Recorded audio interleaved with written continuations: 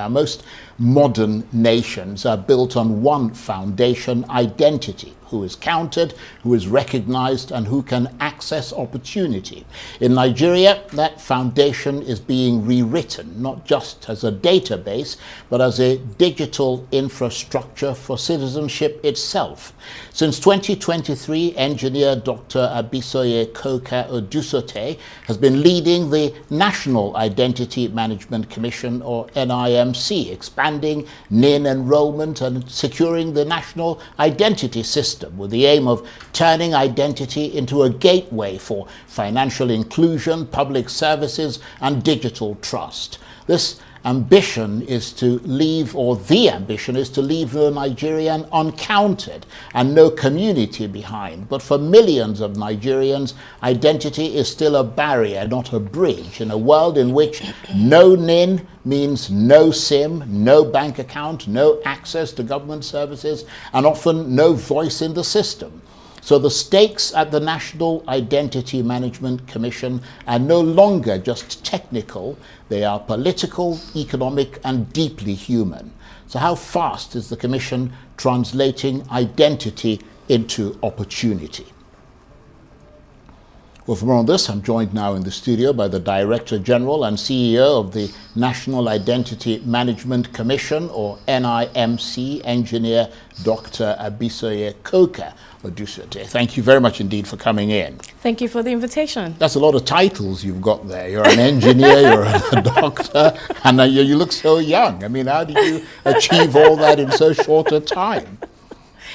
Well, I guess, the doctorate is honorary. Okay. And that was given to me by the University of Science and Technology in Abuja. Right. And so you're I was an lucky engineer, to have, really? Yes, I am. Okay. So I was lucky to have Ngozi Okojo-Iweala be. Right. She's one of the,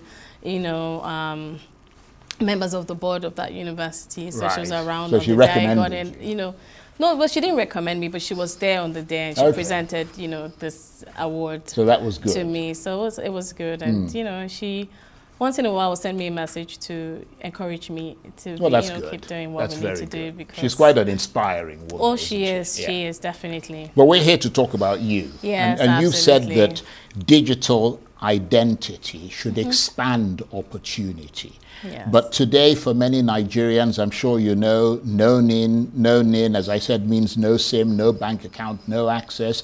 Has the NIMC become a gateway to inclusion, or is it still in the process? And for many, digital identity is still a sort of choke point. So the NIMC has got 5 key mandates, and the key focus is to ensure that we issue an 11-digit unique identifier, which is known as the NIN, for all citizens, including legal residents in the country, and then to ensure that we create and maintain a reliable and robust database, which basically means safeguarding every citizen's data. And thirdly, to issue a GMPC card, and also to ensure integration and harmonization of every single data across all ministries, departments, and agencies. And another very, very key point, which we don't speak often about, which is the provision of authentication and verification services, which is actually the key thing that we do. A lot of people think it's just about enrollment. So let me just give you a snapshot of what NIMC is really doing. We've got about 1,200 offices. So in every state, we have a state office, and then we have co-location offices across board with some sister agencies, FRS, FIRS, and then we're also present in some ministries, headquarters, where a lot of ministries are basically housed. And we also are present at the local government level, most local governments, except maybe areas where we have insecurity or there's some issue. And so we are now, according to a mandate that has been given to us by Mr. President, a directive in line with the Renewed Hope mandate, to make sure that we enroll every single Nigerian. Right. And that brings us back to the question which you asked, how do we ensure that people are not disenfranchised, and how do we ensure proper inclusion regarding financial inclusion, and also bridging that digital divide within the country. And so what we have done is we have partnered with the World Bank through the ID4D initiative, which allows front-end partners to be a part of this digital ecosystem. So what they will do is to go out, in line with NIMC, to go and ensure that we're able to capture all Nigerians and issue them a NIN. Right. And so what we are doing now is moving down to the community level, which is to ensure that we go around all the wards. Now, because we don't have, as NIMC, the capacity by ourselves to do that, we have partnered to expand the enrollment services to the ward level. We have a presence at the local government, but if you take it down to the community level, you will be able to reach a lot more people. Right. Because if we look at the north, for example, Borno is always an example that I always tend to speak about.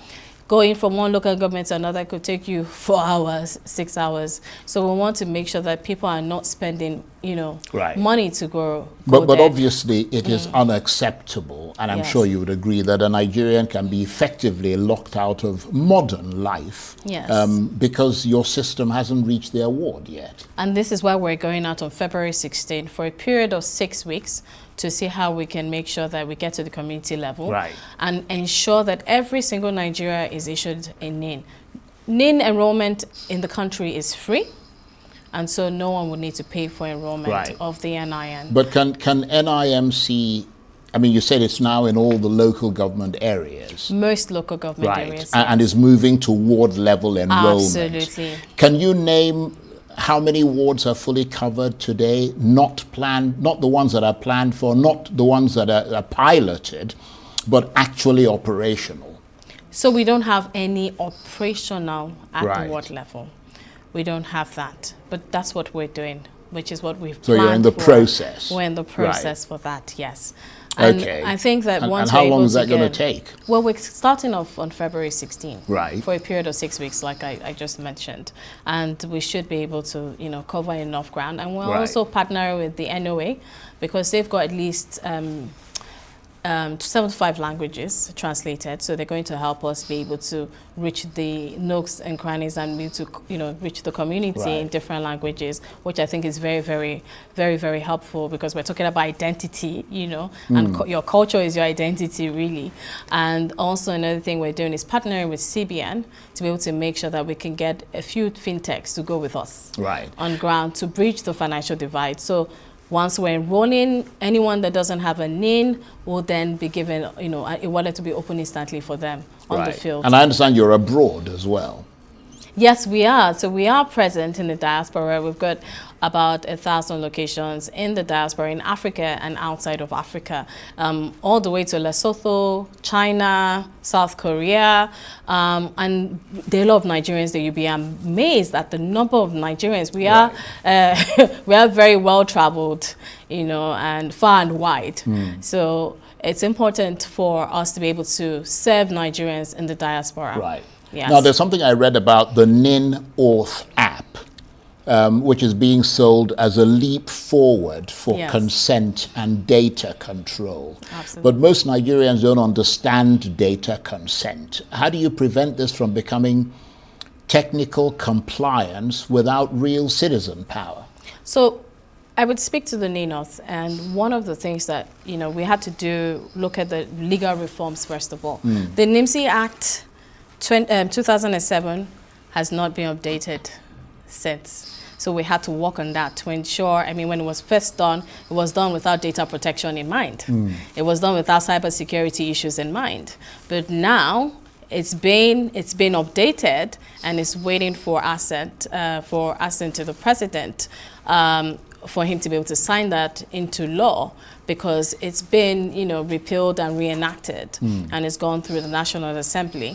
And what we've been able to achieve with that is to ensure we include the Cybersecurity Bill of 2015, and also include the Data Protection Act of 2023, which Mr. President signed into law when he took office. And so that's very, very, very key, because it will enable and allow us to be able to carry out a lot of different functions in line with best practices, And another thing we've done with the NINOth is a lot of Nigerians, we've been able to successfully do verification, and we've done about from inception, about 2.2 billion verifications. And I will speak to that. And that's from the government sector, but mostly private. But from an individual perspective, you have not been able to use your data. And what we're trying to do is ensure that you have a digital credential, right, a reusable digital credential that you can use across board, and you can use this credential to access different services across the private sector, across government, and it's very important for you to be able to do this. But the issue, I mean, the point I mean, it sounds very impressive. Yes. But it's the issue of consent. Yes. And I'm wondering how meaningful that is, and yes, whether a Nigerian can refuse data access and still function in the system, or is consent effectively compulsory? So user consent management allows the citizen, the user, to be able to, one, share their data, okay?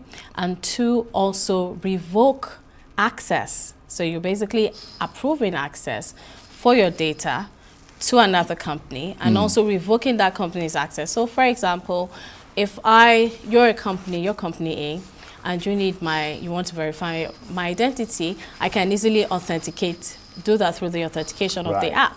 And so all I need to do is the consent comes in. So I'm giving you access to my data, and then down the line, I decide a few months down the line that, okay, I don't want to share my data anymore. I revoke your access immediately. So it gives you total control over your own data, and this also ensures that you have control over your data, but at the same time safeguarding your identity. So it ensures that you have, a safe and secure way of verifying your data without your data leaking. That's very interesting. I'm sure Nigeria has a trust deficit when it comes to government data. What assurances can you give Nigerians that their biometric identity is safer today than it was 2.5 years ago when you took over? So I will ask everyone, first of all, download the NIN app. Once you download it, you have to authenticate that you are who you say you are. So you have to then use your biometrics, to log in into the app in the first place. So you can then see the trusted way and the steps that have been taken in terms of ensuring that the authentication layer is as secure and as efficient as it should be going through that process. And it takes you an instant just to do that. So I have it on my phone. It's something that I can always show to everyone to just show you what it looks like. And I have total control of my data on my phone. And one thing we wanted to do was make sure that Nigerians are able to trust us, through the application that we have built, so that that you're able to also access services. It bridges that gap between you and the government and the private sector. So at the we may not be able to get to it on your phone, but I mean, you've talked about cracking down on. So this is my data. Okay. This is it. Technically I can see that it's there. Yes, and you're able to get a share code. Code to access any NIMC digital services or any government services. And the beauty of identity is there are duplications across board.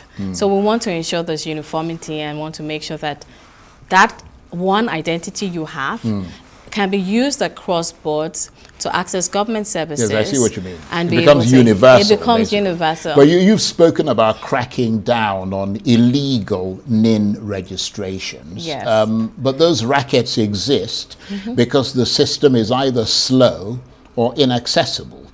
Isn't enforcement meaningless unless service delivery improves at the same pace? So one of the key issues when I came on board was that we realized we had long queues. So what we have done today is to automate the modification process. You can go online. There's just only one genuine link for you to go and modify using your information, logging in using your biometrics to be able to modify your data and confirm that you are who you are in line with data protection. And also at the same time, we've also then introduced the pre-enrollment application, which makes it seamless for you. So you go impute all your field information, and then you, at your convenience, go into any of our offices, whether you're in Nigeria or in the diaspora, to go and capture your biometrics.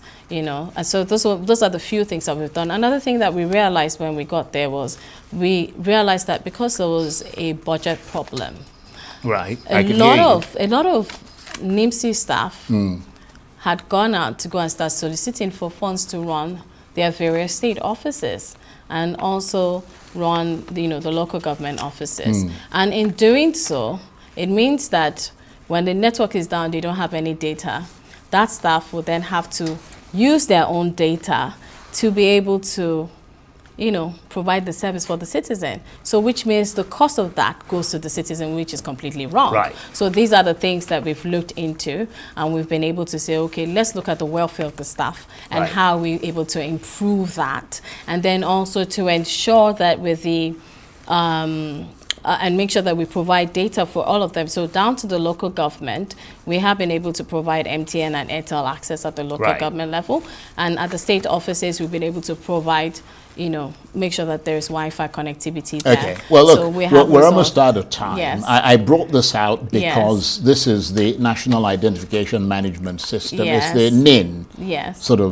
Identification number slip. Yes. And for some reason, most people will say to you that they've never been able to actually get the card, that this is what they have. This was what was given to them as a way of saying, okay, you hold on to this, your card will be coming out in the next month or two. Absolutely. And for years, people haven't received it. So I'm going to tell you the honest truth about these cards. Right. They had a funding problem. They had started it during my predecessor's time, and they had a funding issue, so they were not able to continue. The cards that they were able to print were at the office.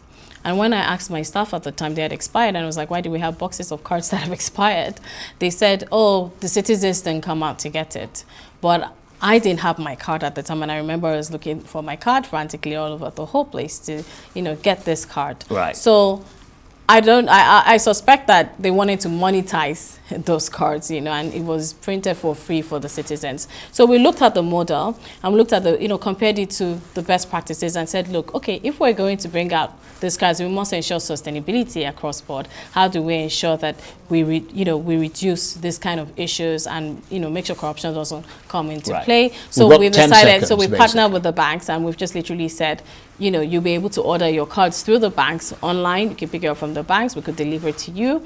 And those cards, we're running the pilot before the end of February this year. Okay. But you have your identity card on the NIN, and you can use that to identify yourself in the meantime. So the actual card is actually people are saying to me that it can't be downloaded, but that's a story for another day. I want to, because we're literally out of time. Out of time, yes. I want to thank you very much indeed for coming in. We've learned a lot, but there's still a lot more to learn. Absolutely.